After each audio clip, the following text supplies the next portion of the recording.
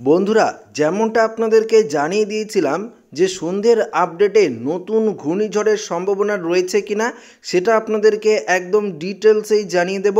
পাশাপাশি জাকিয়ে শীতের কতটা সম্ভাবনা রয়েছে, কোন কোন জেলাগুলিতে আজ রাতে সবথেকে বেশি কনকনে শীতের পূর্বাভাস রয়েছে, সমস্ত কিছু আপনাদেরকে জানাবো। পাশাপাশি 16 তারিখ থেকে বাংলার জেলায় জেলায় বৃষ্টিপাতের সতর্কবার্তা রয়েছে। আগামী 4 থেকে 5 দিন ভারী বৃষ্টির সম্ভাবনা রয়েছে বাংলার জেলায় জেলায়। তো কোন কোন জেলাগুলিতে সবথেকে বেশি বৃষ্টিপাতের সম্ভাবনা রয়েছে সমস্ত কিছু থাকবে আজকের এই ভিডিওটিতে। তো ভিডিওটি আপনার জন্য খুবই গুরুত্বপূর্ণ হতে চলেছে। ভিডিওটিতে আপনারা প্রথম থেকেই শেষ পর্যন্ত সঙ্গে থাকবেন এবং নতুন হয়ে থাকলে চ্যানেলটিকে সাবস্ক্রাইব করবেন এবং পাশের দেওয়া বেল আইকনটিকেও প্রেস করবেন এই ধরনের লেটেস্ট ভিডিওর আপডেটগুলো সর্বপ্রথম সবার আগে পাওয়ার জন্য।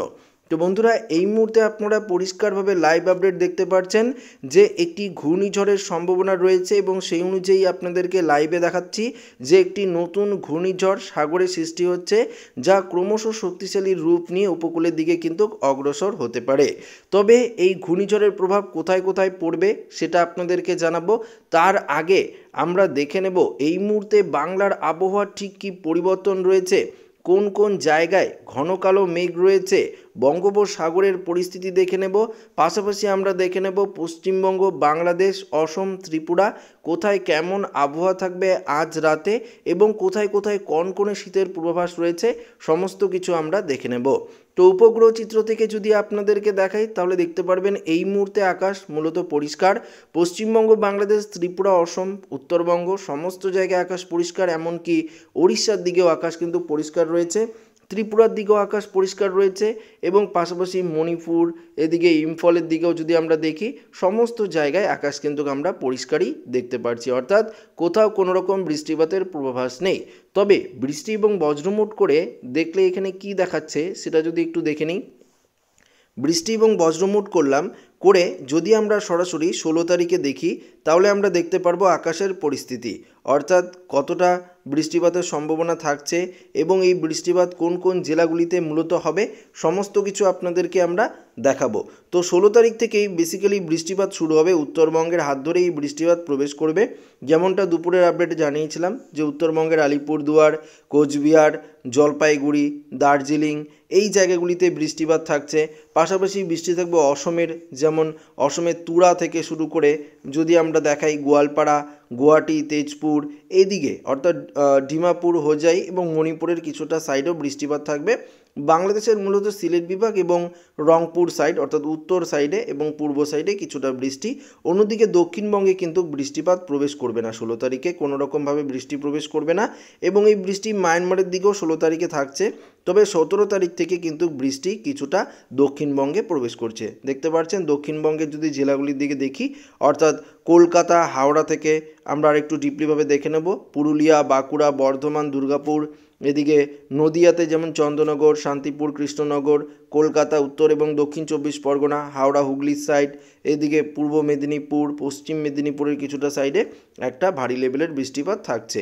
তবে এই বৃষ্টি 17 তারিখে রাতের দিকে আরও কিছুটা প্রভাব পড়বে এবং এই বৃষ্টিপাত রাতের দিকে বাংলাদেশের দিকে যেমন এদিকে সাতক্ষীরা, শ্যামনগর এই সাইডে প্রবেশ করবে এবং আমরা যদি আরেকটু দেখে নিই তাহলে দেখতে পারবো এদিকে যদি আমরা দেখি বাংলাদেশের মংলা এদিকেও কিন্তু আমরা দেখতে পাচ্ছি বৃষ্টিপাত থাকছে এবং পশ্চিমবঙ্গের যেমন হাবড়া অর্থাৎ দক্ষিণ 24 পরগনা সাইডটাতে একটা বৃষ্টিপাতের সম্ভাবনা আমরা দেখতে পাচ্ছি 17 তারিখ রাতের দিকে।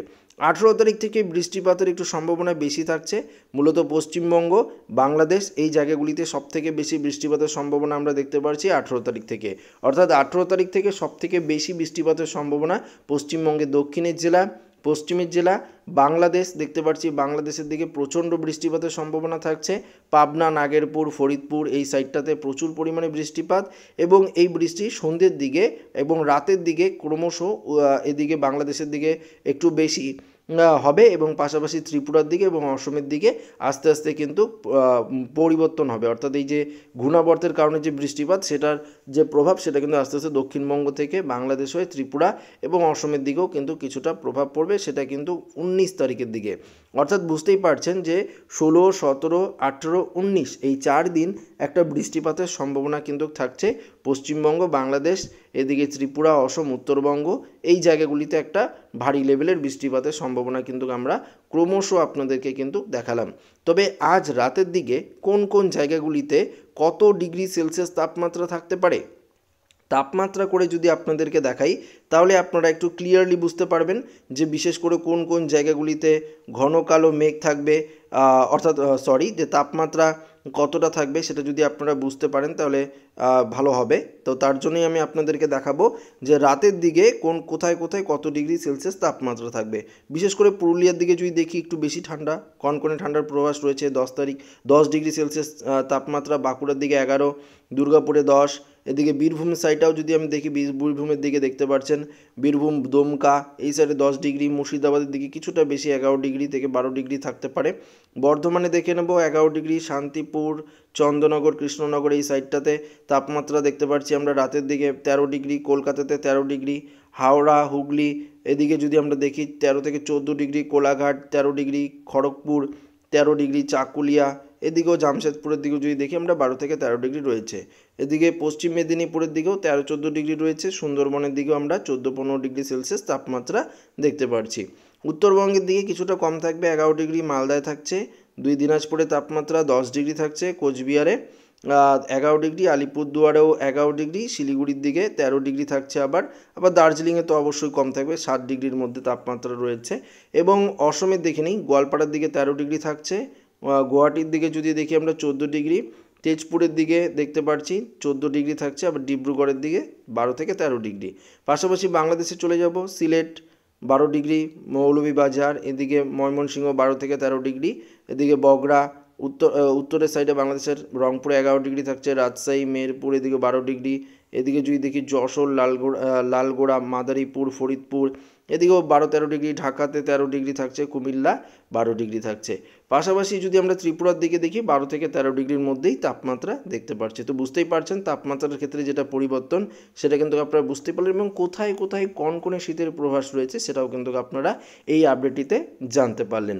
তো আসুন আমরা নতুন ঘূর্ণিঝড়ের আপডেটে চলে যাব এবং দেখানোর চেষ্টা করব যে নতুন যে ঘূর্ণিঝড় যেটা বঙ্গোপসাগরে তৈরি হতে পারে কি পারে না, বা কোন দিকে যাওয়ার সম্ভাবনা থাকছে সেটা আপনাদেরকে দেখিয়ে দেবো। এই মুহূর্তে বঙ্গোপসাগর পরিষ্কার, তবে পরবর্তী যে ঘূর্ণিঝড়টি তৈরি হবে বঙ্গোপসাগরে সেটা কিন্তু দক্ষিণ দিকে বাঁক নেওয়ার সম্ভাবনা থাকছে, এটাই কিন্তু আমরা ক্রমশ দেখতে পারলাম এবং দুপুরের আপডেটও আপনাদেরকে জানিয়ে দিয়েছি।